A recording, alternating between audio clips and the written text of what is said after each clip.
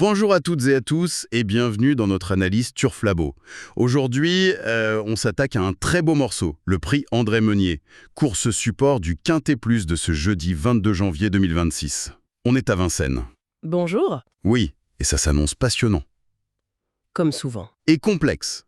D'ailleurs, avant de plonger dedans, un petit rappel qui nous semble essentiel en tant que reporter sportif pour Turf Labo. Très important, oui. Voilà, le travail qu'on va vous présenter, c'est le fruit d'une analyse poussée de toute notre équipe. Mais ça doit rester une base de réflexion. Un éclairage. C'est ça, pour affiner votre propre jugement. Exactement. Au final, la décision, c'est la vôtre. Rien ne remplace votre intuition, vos connaissances. Notre but, c'est de vous donner des outils, pas de vous dicter vos jeux. Parfaitement dit. Le papier, c'est une chose, la course, c'en est une autre. Alors, plantons le décor. On est sur la grande piste de Vincennes. 2850 mètres. C'est un vrai test, ce parcours, n'est-ce pas, Evelyne? Ah oui, c'est le juge de paix. Un tracé pour chevaux complet. Il faut de la puissance pour la montée et il faut garder assez de gaz pour cette ligne droite qui n'en finit pas. Et c'est une course européenne pour 7 et 8 ans. Des chevaux qui ont de l'expérience. Oui, ils connaissent la musique. Et la météo dans tout ça. La piste en mâche-fer, elle va jouer un rôle? Franchement, les conditions s'annoncent quasi idéales. Ah bon? Oui, terrain bon, ciel nuageux, pas de pluie, 9 degrés, un petit vent du sud. Bref, rien qui ne devrait gêner les concurrents. Les meilleurs pourront s'exprimer pleinement. Parfait. Alors, entrons dans le vif du sujet. Avant de vous donner notre sélection, on va faire comme d'habitude. On passe en revue les chevaux qu'on a décidé de ne pas retenir. Et surtout, on explique pourquoi. Ce sont des choix parfois difficiles et c'est important de comprendre le raisonnement derrière. On commence avec un cas d'école, je trouve. Le numéro 2, Dayak. Ah, Dayak, c'est le piège parfait. Le talent est là, c'est certain. Oui, mais sa musique. 6 disqualifications récentes, ça fait beaucoup. C'est énorme. C'est ça le problème. Même s'il est déféré, même s'il est capable d'un coup d'éclat avec un bon parcours caché, le risque est juste trop élevé. C'est un pari pour les amateurs de grosses cotes, mais pas une base fiable. On est d'accord, on l'écarte. Pour la numéro 4, Diva del Ronco, là le problème est plus factuel, non? Beaucoup plus simple, oui. Elle reste ferrée. Et ça change tout pour elle. C'est son entraîneur lui-même qui le dit, c'est un handicap certain. Ses performances sont nettement moins bonnes dans cette configuration. Donc là, c'est une impasse assez logique. Logique. On continue, le numéro 5, Dylan Dog Fond. Lui, c'est le profil du cheval qui a besoin d'un scénario parfait. Totalement.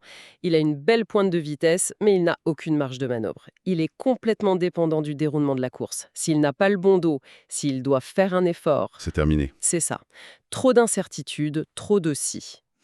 Un peu le même genre de signal clair avec la numéro 7, Idylle du Persil, mais pour une autre raison. Oui, là, c'est une question de préparation. Et son entourage est très transparent là-dessus. C'est une course de rentrée, après une longue absence. Objectif, monter en condition. Exactement. Elle reste chaussée, les ambitions sont très limitées. On la regarde courir, et c'est tout. On fait l'impasse, donc. Et logiquement, si on a écarté Diva del Ronco parce qu'elle reste ferrée, on fait pareil pour le numéro 10, Japarov Liri. Même raisonnement. Il est bien moins performant quand il garde ses fers. En plus, son entraîneur vise d'autres courses prochainement à Lyon. Le lot est trop relevé pour lui dans ces conditions. D'accord. Maintenant, un cas un peu plus subtil. Le 13, JB du Fruitier. Il est courageux, il est régulier, pourquoi le laisser de côté? C'est un choix plus difficile, je te l'accorde. C'est un cheval qui donne tout, mais il semble juste manquer de cette marge nécessaire pour gagner à ce niveau, surtout face aux chevaux européens. Il a atteint son plafond. C'est un peu ça. Son entourage vise une petite place, une 4e ou 5e. C'est honnête, et ça nous indique qu'il n'est pas une priorité pour la victoire. Compris. Et on termine nos impasses avec le numéro 14, Iupi Tolville. Pour lui, c'est surtout que l'engagement n'est pas idéal.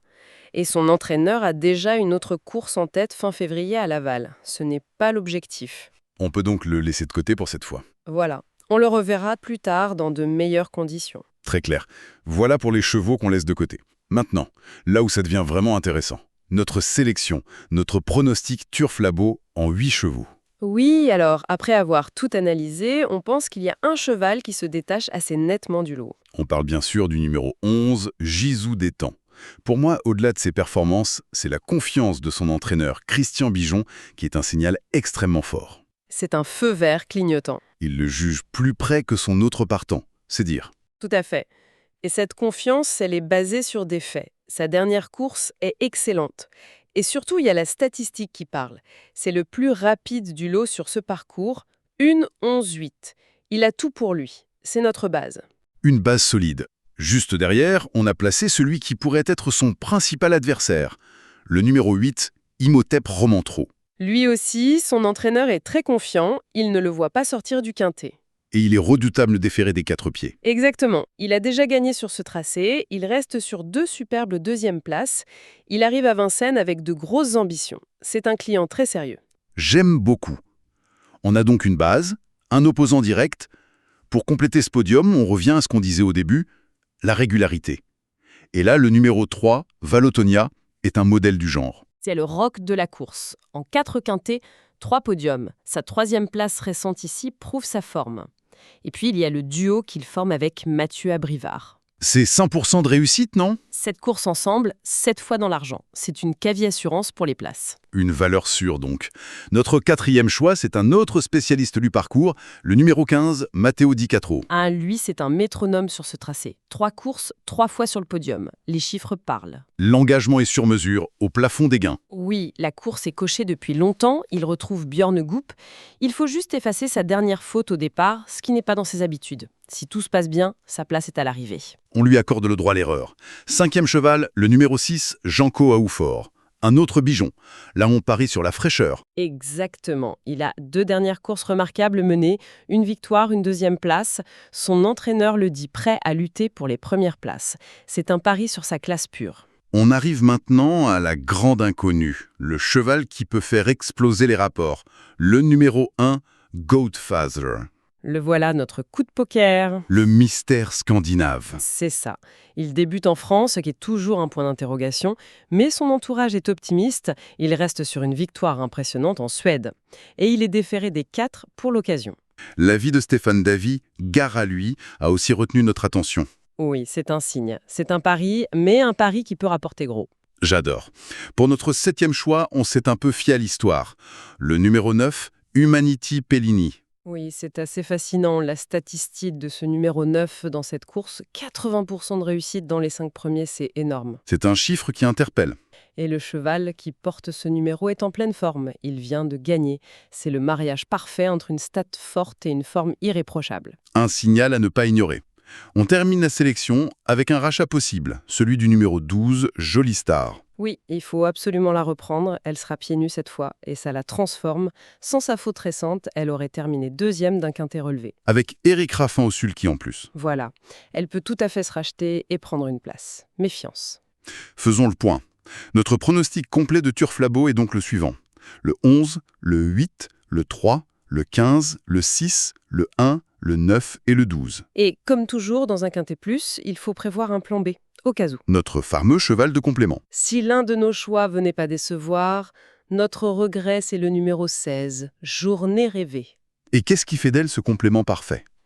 D'abord, son engagement est excellent, proche du plafond des gains, et puis sa régularité dans les quintets est exceptionnelle. 100% je crois. C'est ça, 7 sur 7. C'est une jument capable de finir très très vite.